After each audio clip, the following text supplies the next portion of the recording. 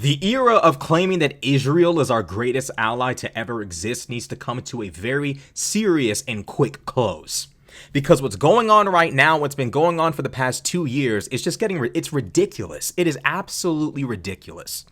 Apparently, 400 people have been killed, 500 people have been killed, and 4,000 wounded in the last month, people seeking aid. This is unacceptable. This is absolutely ridiculous. Reported by Haaretz and also NPR. This has been going on.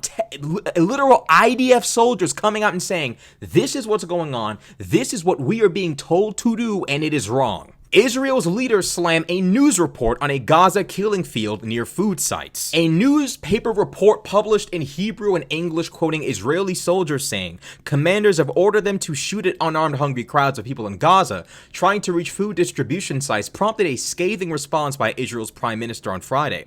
Israeli Prime Minister Benjamin Netanyahu and Defense Minister Israel Katz issued a joint statement calling the Haaretz report blood libel, because apparently war crimes could never be committed by Israel.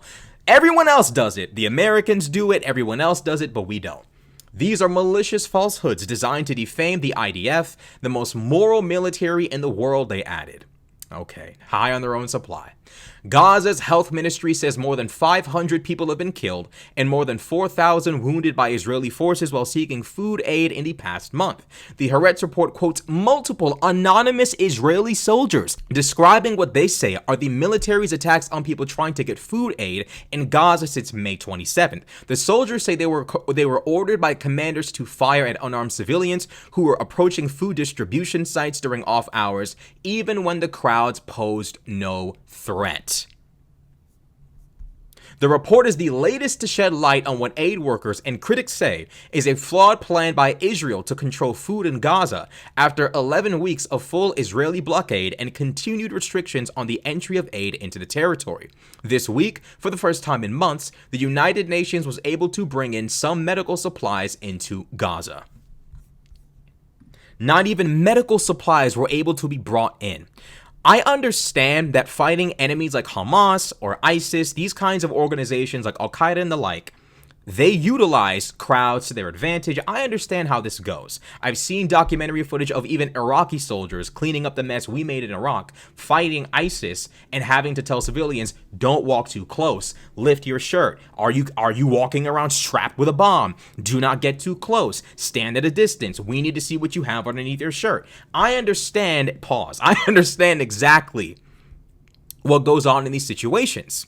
However, it begs the question, when you have this level of control over a region, when you have flattened any and all infrastructure, there has to be a responsibility put in place by Israel to make sure medical supplies are coming into this country.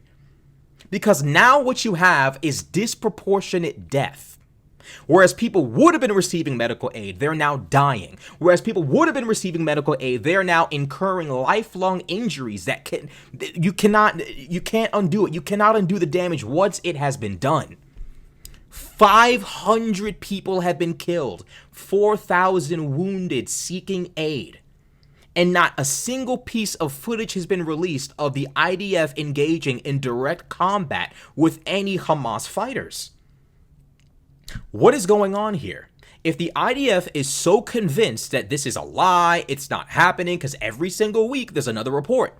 There was a report I was talking about before in which 51 Palestinians were killed by a strike and a shooting that occurred in a crowd. Seriously. There was a crowd gathering near an aid truck that was stuck in Khan Yunis, where the Israeli forces were near where they were operating. It acknowledged several casualties as Israelis opened fire on the approaching crowd and said authorities would investigate what happened. So there was an aid truck, and Israeli soldiers were near the aid truck. Clearly, if the IDF wants to be the ones to administer the aid, they do need to realize if your soldiers are separated from the main base, because there's this group called the Gaza Humanitarian Foundation. The issue with this humanitarian foundation is it is run by the United States of America's Trump regime and Netanyahu's Likud regime. This Gaza Humanitarian Foundation is directly under the control of the IDF. And the IDF has about 4 to 5 different sites set up that is done in coordination with the IDF. If you're going to have the IDF around food trucks, Palestinians who don't have food might find themselves approaching a food truck. I know this is revolutionary to think of, but they might approach the food truck. If the IDF wants to be the ones to allocate the food because of, cases of UNRWA workers working with Hamas, they need to think this through. 50 dead because Israeli troops didn't know how to properly position themselves in relation to an aid truck is unreal. A close strike done, that's like something you would do in the heat of an actual combat engagement. A strike done that close to you and opening fire into a crowd, there would have had to have been a significant combat engagement, the likes of which would be heavy. And why are there's no one recording any of this? Why is the IDF not recording this? Why do they not have anybody? I've seen them record other shootouts. I'm willing to be open to the IDF saying, bro, we got shot at. We got shot at. This is where they shot at us from. Here's the footage. They got footage of everything the fuck else.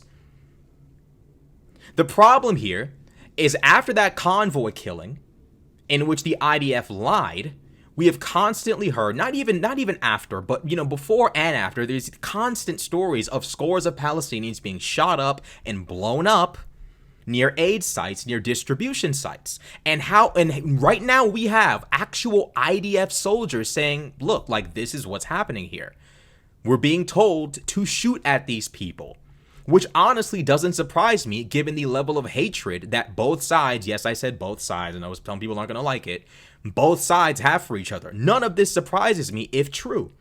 One soldier quoted in Haaretz says the army fires machine guns, grenade launchers, and mortars at crowds who pose no threat. Mortars take time to establish. Mortars take a little bit of time to set up. It begs the question, if they're setting up mortars, they have to know where the Hamas fighters are. You don't just set up mortars to set them up. You set them up with the intent of using them on a certain location where you assume enemy combatants might be. If there are no enemy combatants firing from any area, right? I mean, you might have mortars on standby maybe, but we're not hearing of any actual shootouts. We're just hearing of literal shootings. We're not hearing of Hamas and Israel engaging in real serious shootouts. We're hearing of Israeli soldiers shooting and killing scores of Palestinian civilians. These kinds of engagements, heavy machine gun fire, grenade launcher fire, mortar fire, this is the kind of shit you expect in long, drawn-out gunfights and engagements that last hours upon hours. Seriously. And Israeli soldiers are reporting that Palestinians who are waiting for distribution sites to open are being blown up and shot up. The distribution sites are manned by U.S. contractors inside in areas under Israeli military control. The soldier says there are no crowd control measures, only gunfire being shot at crowds near these sites. The soldier says it's akin to a lethal version of the children's game Red Light, Green Light and calls it a killing field. So this is basically like He's likening it basically to Squid Game. Of course, I know Red Light, Green Light is a real game, but basically the Squid Game, game where, it's red light, green light, get shot. If you move, you're shot dead.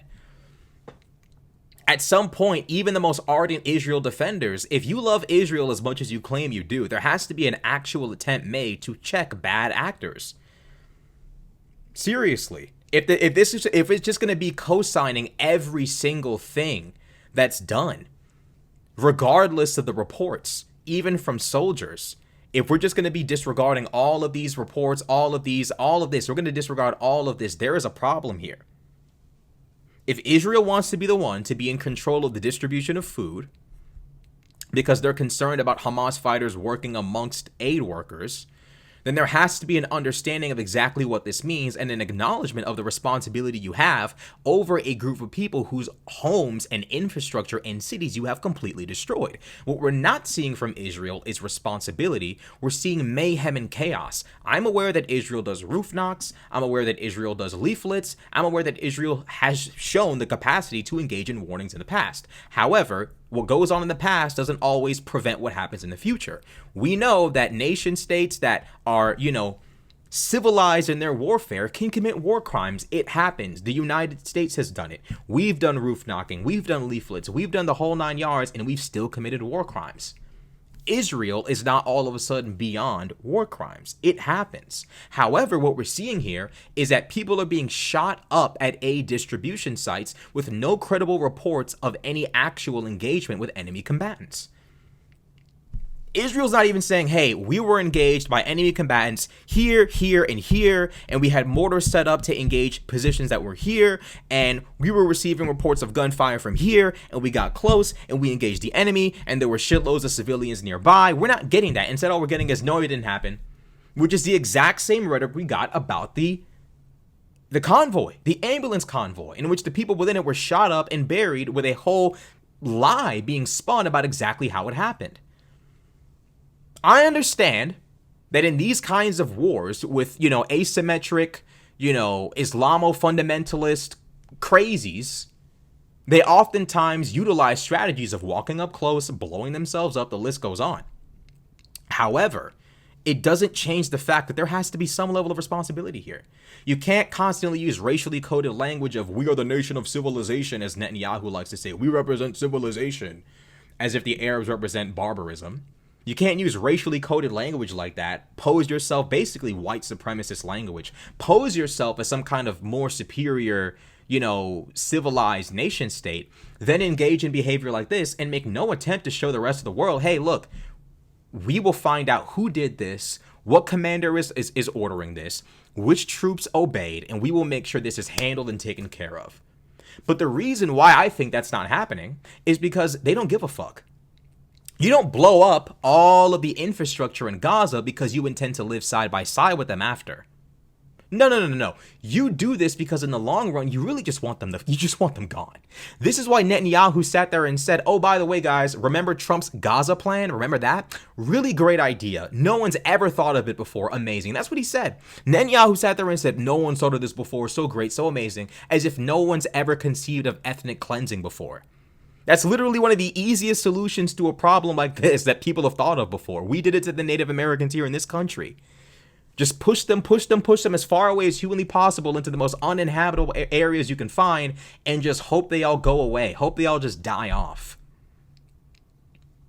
The reality is, no matter how pro-Israel you might be, regardless of where you stand, there has to be a genuine desire to hold Israel to some kind of standard of behavior here. Because if there is no desire to hold them to any kind of standard of behavior, what we effectively have is the United States, and we've already been bankrolling ethnic cleansing because the bulldozing of people's homes and theft of land is ethnic cleansing. If we're going to have the American people sending these people money, billions of dollars of money, can we at least maybe ask for some morality? Maybe, can we get that? Maybe, please. At least the Ukrainians are constantly playing defense. They're not committing wanton war crimes. The Ukrainians have been on their best behavior. Instead of the Ukrainians getting a round of applause from the United States of America and from the conservatives in this country, instead what they've got is slander, actual libel, actual sabotage, actual framing. And Israel is constantly presented as our greatest ally to this day by the Republican Party. They're not our greatest ally if this is the kind of behavior they have American citizens funding. It's not.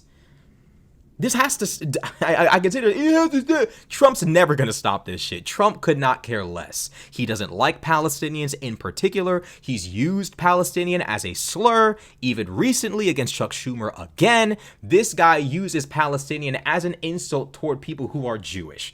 This guy is an anti-Semite. He is a real-life he hates Arabs. Let's just call it what it is. He takes money from them and then slanders them on social media. I mean, the list goes on and on and on. This guy, you could not find a more you could not find a more immoral, unscrupulous individual in your life. This guy believes in nothing, takes nothing serious, nothing is sacred, and you get results like this. Donald Trump's regime creating this food distribution organization that simultaneously constantly finds all of its sites being shot up and blown up by the IDF with no credible reports of engagement with the enemy. Not even any video recordings. What is going on here? Well, I mean, we know what's going on here. And this is just supposed to persist and persist and persist and persist, and no one's supposed to say anything? Come on. I don't care how, look. Pro-Israel, pro-Palestine, whatever the fuck. If you're pro-Israel, you have to be able to see where this is wrong.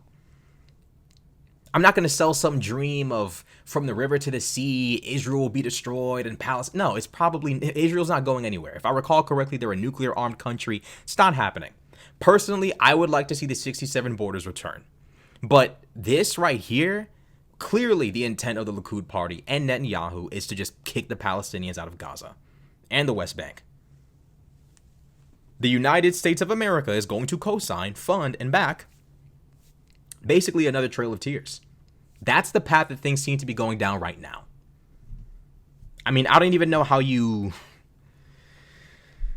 even co-sign this kind of shit. And conservatives will sit there 10 to 15, 20, 30 years from now and get uncomfortable and want to crawl out of their skin when you talk about America's involvement in this.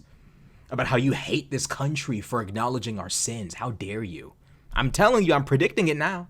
30 years from now, 40 years from now, conservatives will sit there and malign you and attack you and shit on you and go crazy on you for insinuating America might have made at least a fucking mistake.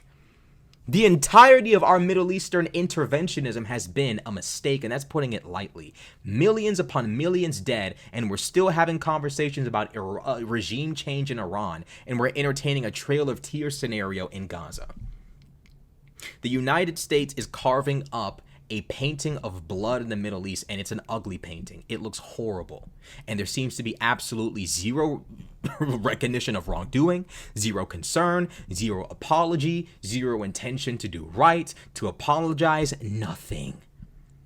To this day, we're still making the Middle East a worse place to be. To this very moment. Zero lessons learned. And it's the fucking conservatives to this day. To this day, the entire party uniformed in their backing of this bullshit. Uniformed. As long as Trump supports it, they support it. We have to fix this wrongdoing. We've caused way too much pain and suffering in the Middle East. At what point do we say, okay, if America's going to be the greatest country in the world and be the best always acknowledge when they are fucking wrong, and we are wrong. Hundreds of people dead at aid sites. Jesus fucking Christ.